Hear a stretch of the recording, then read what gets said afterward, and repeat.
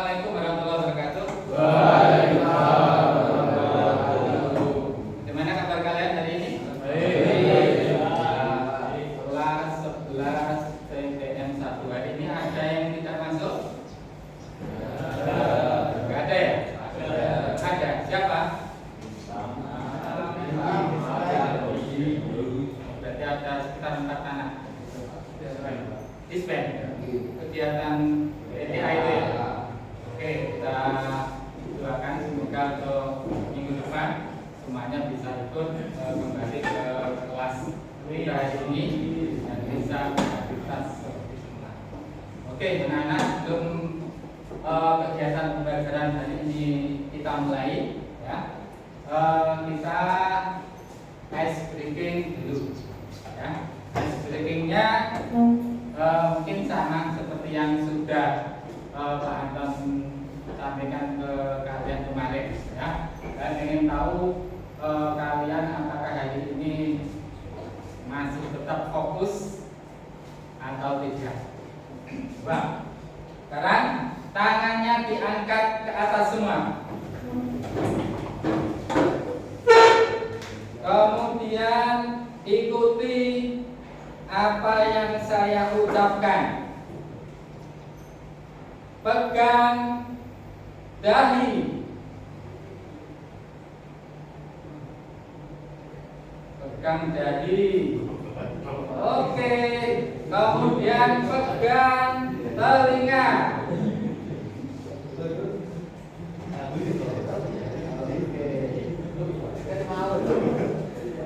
Pegang hidung.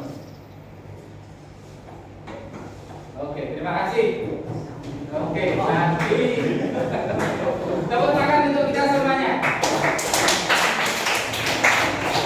Ya, nanti saya lihat, ya, ternyata masih ada yang tidak fokus. Dibuktikan dengan tadi saya memerintah kalian untuk memegang dahi, ya. Nah, ternyata yang dipegang janggutnya ikut. Oke, nggak apa-apa, ya. Sebenarnya, ya, ketika kita berada di lingkungan kelas, ya, memang gaya belajar masing-masing anak itu berbeda.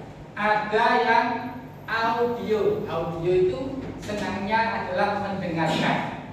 Ketika saya tadi bilang apa?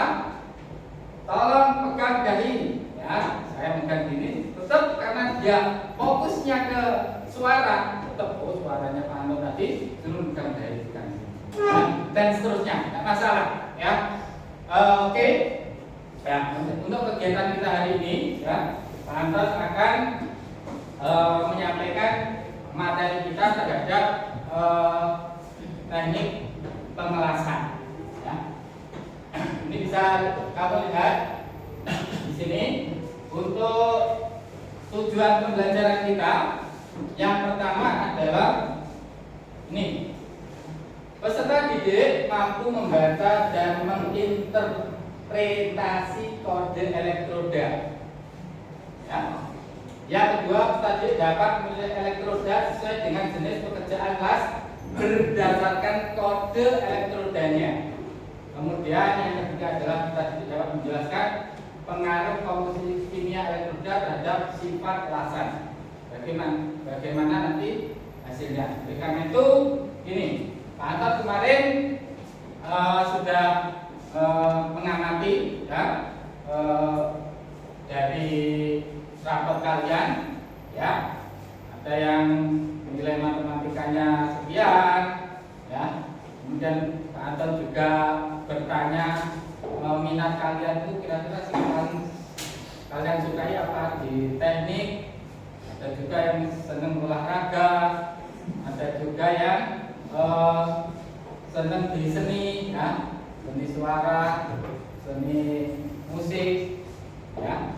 Nah, dari hasil pengamatan Pak Anton, ya, itu nanti kita akan bagi kelas kita menjadi beberapa kelompok, ya, untuk mengetahui sejauh mana pemahaman kalian khususnya terhadap ya 3 tujuan pembelajaran kita hari ini, yaitu bisa membaca berarti kalau ada kode sekian dibaca artinya apa, menginterpretasi itu artinya kalau ada kode misalkan E8013 E sekian itu artinya apa. Nanti silakan kalian diskusikan di kelompok, kemudian kalian bisa maju ke depan. Sebelumnya ya kita lihat dulu ya elektroda yang ada di pasaran ya. Kalau saya berbicara elektroda berarti kaitannya dengan nanti elektroda yang digunakan atau stick yang digunakan di las apa? Las listrik. Oke. Kita lihat videonya ya. Ini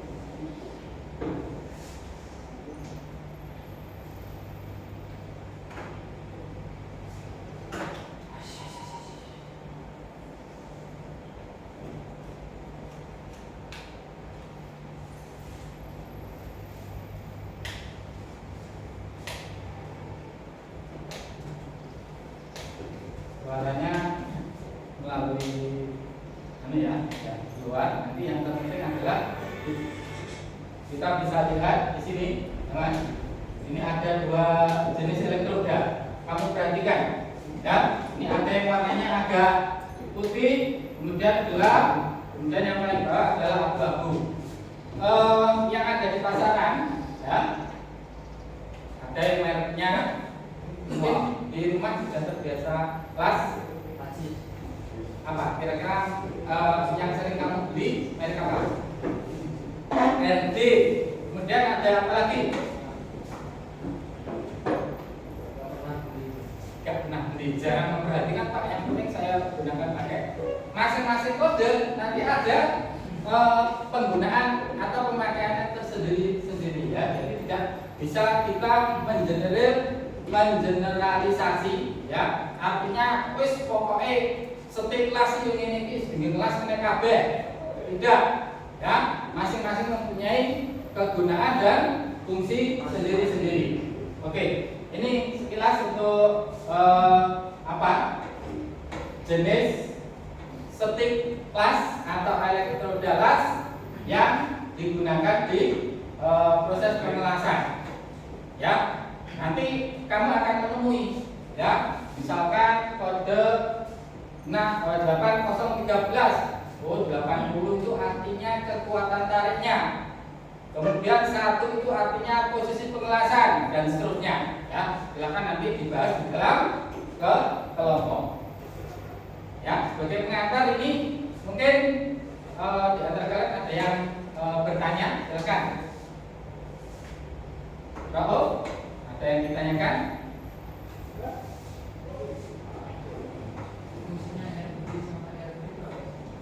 Ya, fungsinya RD dan RB. Ya. Bahkan bukan hanya RD, RG, ada yang nanti NK. Ya, nah, nanti silakan dieksplor. Ya, nanti kalian akan dapatkan ketika kalian sudah mengeksplorasinya. Boleh kalian melihat di internet, di buku apa paket yang sudah kalian pinjam di perpustakaan ya. Nanti saya kasih waktu untuk mempresentasikan hasil dari kelompoknya terkait dengan apa kode yang terdapat di dalam elektroda.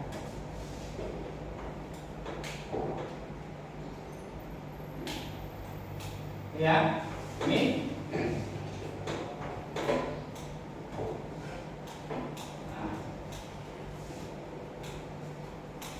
Pak, ya, sebelum kalian buat kelompok, pertanyaannya, mengapa setiap elektroda memiliki kode yang berbeda? Kira-kira kenapa? Kira-kira saja, karena kalian kan belum bahas dalam kelompok. Kira-kira apa? Contoh, bahan yang akan kita sambung, ya, logam yang akan kita sambung pakai sambungan permanen las itu Bermacam-macam atau hanya satu jenis? Ada logam yang namanya logam fero. Di kelas 10 kalian sudah diajarkan, ya. Ada logam fero, ada logam non fero. Siapa coba yang paham logam fero sama non fero? Angkat tangan. Tekan. Bukan nyako. Ya. Logam fero, besi, Betul.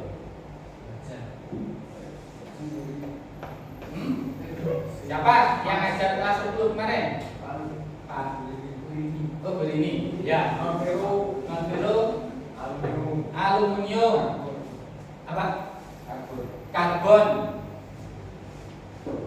Ya. Ada yang lain? Tadi contohnya sudah betul yang fero. Yang non fero tadi mungkin karbon. Jadi kalau di bahan, ya, kalian ini sebenarnya ilmu bahan itu juga sangat penting. Ya. Ada fero itu lalu logam yang mengandung unsur kebersih-bersihan. Fero itu adalah unsur yang ditemukan di alam. Ketika dia berdiri sendiri, Fe namanya. Fero itu sifatnya dia tidak keras, tetapi setelah dicampur, ya, dicampurnya di mana, Pak? Di mana coba saya tanya, Pak? Proses pembentukan baja itu di mana? Iya, betul, 100. Ditungku pengecoran. Kalau di kita di Surabaya ada PT Ispatindo, ya, yang memproduksi kondenser besi pecah banyak, ya, seperti itu, ya. Jadi ketika Fe kepanjangan dari ferro. Jadi kalau punya mbak pacar yang namanya Veronica itu berarti dia mengandung unsur besi. Ferro dan non ferro. Ya, kalau ini asal ini Fe top. Fe dia belum keras, tapi ketika tadi disebutkan oleh temanmu tadi, ya, ditambah unsur yang namanya karbon C, ini menjadi namanya baja. Baja dibagi 3, baja karbon rendah dan tinggi, tergantung berapa persen dari kandungan C-nya. Sekian sampai sekian itu nanti baja karbon rendah, sedang dan tinggi. Ya, ini pengantar saja. Sehingga karena apa logam yang akan kita sambung itu berbeda-beda. Ada apa tadi yang mengandung unsur kebersihan disebut dengan logam fero. Contohnya ya ST37 bukan ST12. ST itu artinya setil, baja karbon rendah. Biasanya kondenser atau besi buat untuk praktek itu ST37. Jadi kalau kamu menggunakan pahat HSS, apa HSS? Coba saya tanya. Singkatannya apa? Harus tahu. 14 listrik sampaikan kan? Nah, kenapa pahat itu kalau dia sangat keras, tetapi ketika kamu jatuhkan dari atas ke bawah apa yang terjadi? Pecah. Itu disebut dengan istilah getas. Karena kandungan apa? Apa tadi? Kita omongin kan? Kandungan karbonnya. Karbonnya tinggi. Sangat keras, dia tidak bisa bengkok. Sifat elastis atau sifat ketika dibengkokkan tidak ada, hampir tidak ada. Ya, biasanya disebut dengan HSS, high speed steel, baja kecepatan tinggi. Baja kecepatan tinggi contohnya digunakan sebagai bahan pahat. Makanya hati-hati. Ketika kita tahu sifat dari logam tersebut, kita akan mampu kira-kira ini harus diperlakukan seperti apa, ya. Contoh kenapa jangka sorong itu nggak boleh, misalkan naruhnya di tumpuk-tumpuk itu tidak boleh alat ukur. Hati-hati, alat ukur harus taruh sendiri. Ketika misalkan di mesin ukur taruh di atas sendiri, jangan sampai kena tool alat yang lainnya. Nah, kembali ke elektroda tadi. Elektroda jenisnya juga macam-macam. Ketika yang disambung misalkan jenis logam fero, dia harus menggunakan misalkan RD 3626 dan seterusnya. Ya. Ketika nanti misalkan yang disambung misalkan besi, bukan besi, logam yang misalkan dipakai di crankcase-nya sepeda motor, tahu ya crankcase? Bisa nggak kira-kira dilas pakai RD atau RB26? Tidak bisa. Kita harus pakai jenis elektroda yang lainnya. You understand? Yes, oke. Saya kasih kesempatan kalian untuk mendiskusikan dalam kelompok.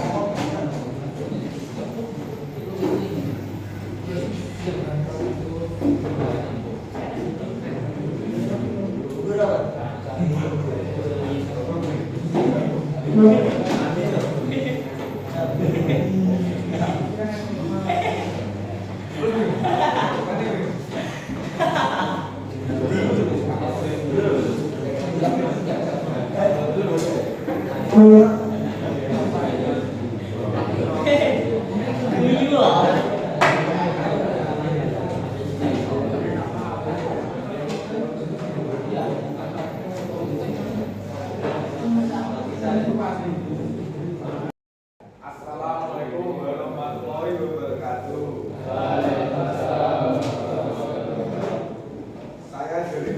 Kami dari kelompok 2 akan menyampaikan hasil observasi tentang kode elektroda E6013. Elektroda E6013 E mewakili singkatan dari elektroda. Angka 60 adalah mewakili kekuatan tariknya, yaitu 60 KSI. Angka 1 menunjukkan posisi batang dapat menggunakan cara datar atau horizontal.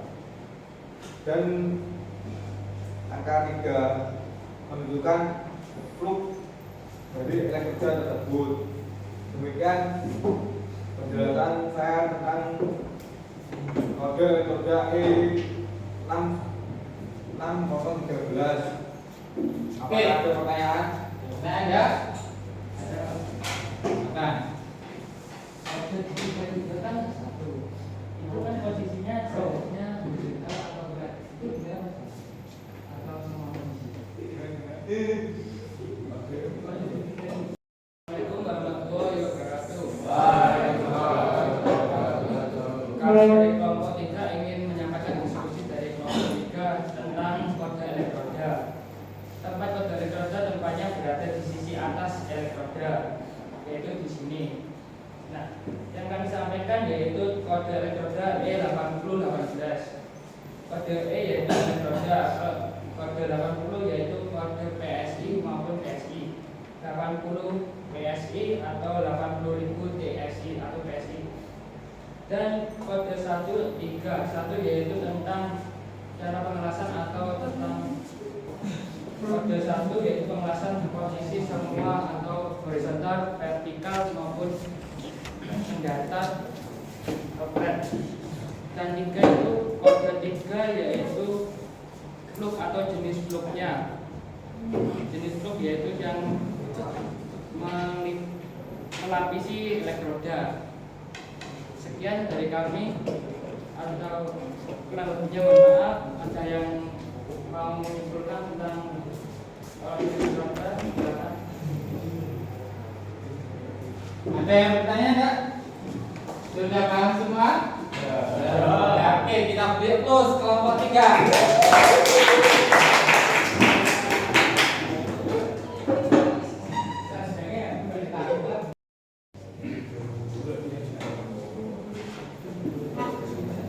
Oke ya, tadi semuanya masing-masing kelompok sudah maju ke depan. Ya, kita hari ini tadi mendiskusikan tentang apa? Kode yang terdapat pada elektroda. Contoh tadi dari kelompok 2 menyampaikan kode tentang E60 berapa tadi? 13. E6013. Coba saya tanya, artinya E tadi apa? Elektroda. Angka 3 tadi menunjukkan apa? 6013. 3 tadi menunjukkan apa?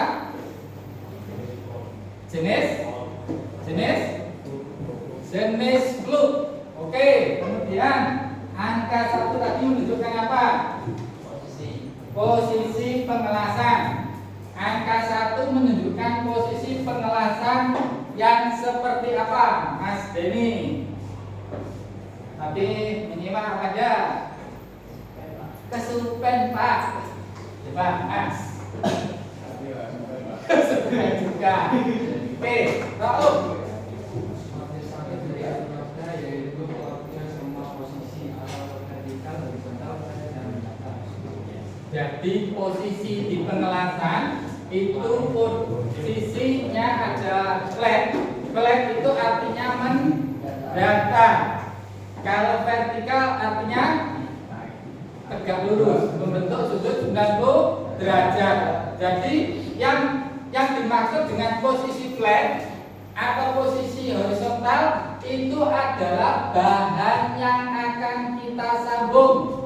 Ketika ada dua bahan, misalkan bentuknya seperti ini, ya, dua, ya, bentuknya ini berarti disebut dengan flat, mendatar. Nah, ketika bahannya ini tegak lurus yang akan disambung, yaitu disebut dengan posisi vertikal. Ya, tadi 1 sudah, 3 sudah. Sekarang angka 60 Mas. Apa 60 artinya? Menyatakan apa? Ya. Yang paling pojok sendiri, nggak kelihatan ini. Ya.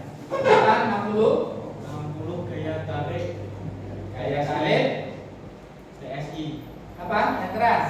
TSI. TSI. TSI apa? PSI. Nggak apa-apa karena posisinya jauh mungkin kedengarannya P ya. PSI. Kekuatan tariknya itu kalau 60 itu artinya 60 KSI atau 60.000 PSI. Nah, jadi ternyata kode elektroda ini juga akan berpengaruh terhadap apa? Hasil lasan. Hasil lasan itu apa? Hasil lasan itu adalah ketika kamu selesai mengelas, ya, nanti akan terbentuk namanya rigi-rigi las. Yang kemarin saya mengamati kalian, ada yang rigi-rigi lasnya itu masih belum terbentuk dengan sempurna.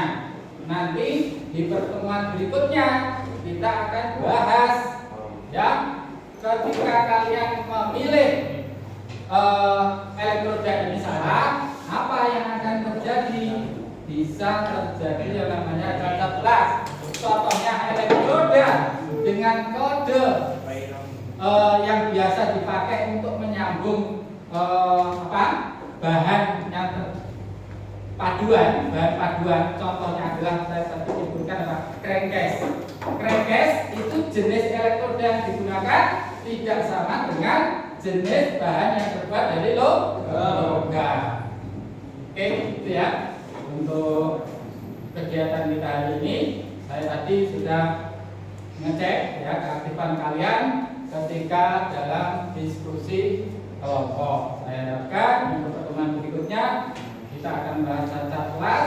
Kita masih kita diskusikan kira-kira penyebab cacat kelas itu apa saja. Ada yang perlu ditanyakan, anak? Oke, tetap semangat ya. Oke, saya akhiri pertemuan kita hari ini. Mari kita tutup dengan bacaan alhamdulillah.